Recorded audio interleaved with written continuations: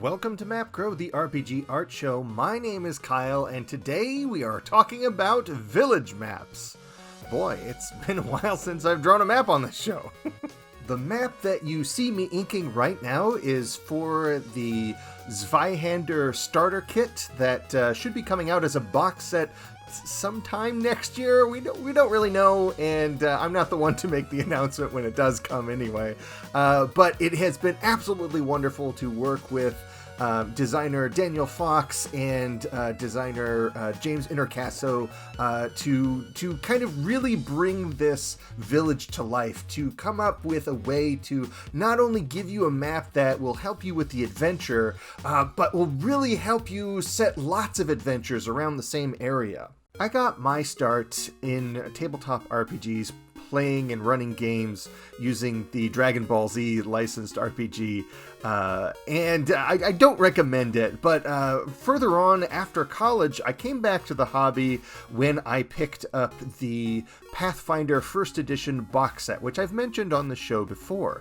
And one of the many things that I really enjoy about that box set is it comes with all sorts of extra stuff. It's not just for running that sample adventure. There's a lot of value in that box. It came with all kinds of extra stuff, extra monster stats that weren't from the adventure, an extra blank map that you could use for whatever adventure you wanted. It came with a city map, so if you wanted to go in and do like a social roleplay thing, you had this city ready to go. As a new DM, I felt very well supported by this box that I could run weeks of material, and that's the kind of value I want to bring to this project as well, as a cartographer. So on this project, I put in all of the set locations from the adventure that you'll need to run it out of the box, but I had so much extra room and I really wanted to make this useful, so I started adding a bit here and there and, adding some monsters and bits of stories and caves and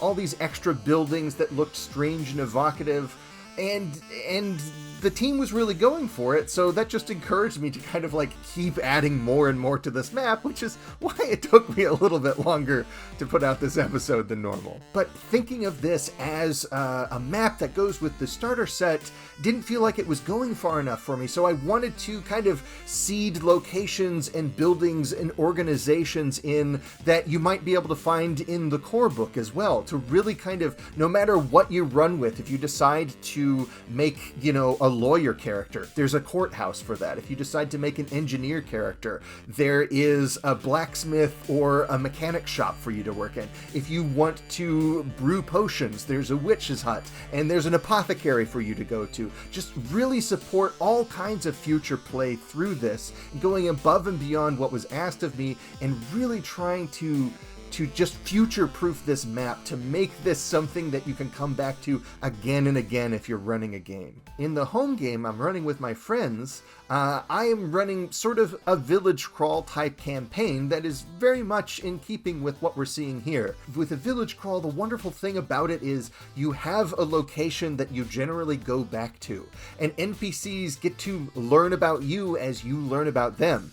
And if one of them turns out to not need your help one day, but really need your help the next day, they know where to find you. They can just knock on your door and say hey, I've got some adventures for you. It's very different than the kind of, globe-trotting save the world adventure, but it's a wonderful style of play. And Daniel and James have just packed the adventure with lots of wonderful NPCs and factions that won't just immediately evaporate as soon as the adventure is over, so I wanted to give this map enough detail that a group of adventurers would be happy to call this place home, because not only are there a bunch of cool people to talk to, but there's also plenty of places they haven't yet explored on the map.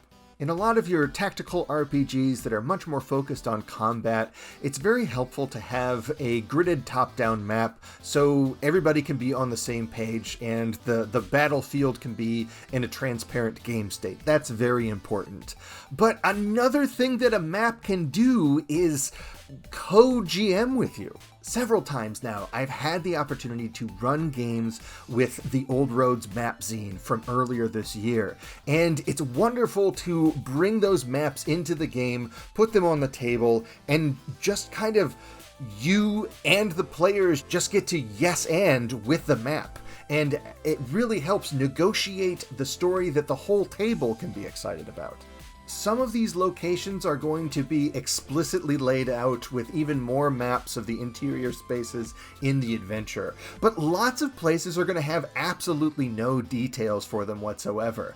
And this is where you get to have your fun. This is where you get to run your game and make your memorable NPCs and fill in the blanks and just go nuts. And isometric maps are so good for that because they give you not just what's on the floor, but what's in the air, what's on the walls, what is around, what is the animal life like, what kind of trees are here. It helps you to be able to paint the scene. You don't have to flip through your notes. You can just have this out on the table the whole time and just kind of run with it. This is especially fun and useful in low-level games. In my home game, my characters are not really gaining levels very quickly, but they have to deal with like all these cults and monsters and mysteries. So if they don't know how to solve a problem, they can go find somebody in town who might be able to answer their questions. It is a bit nerve-wracking when they choose to go talk to an NPC that I haven't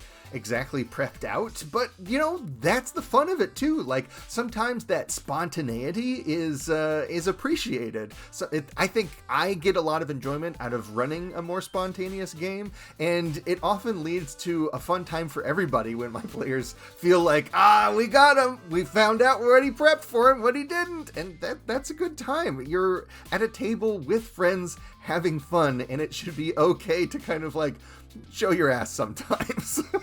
And if you want to come up with your own village map, you don't need to print out a grid and get out your microns and, do this big 17 by 22 monstrosity.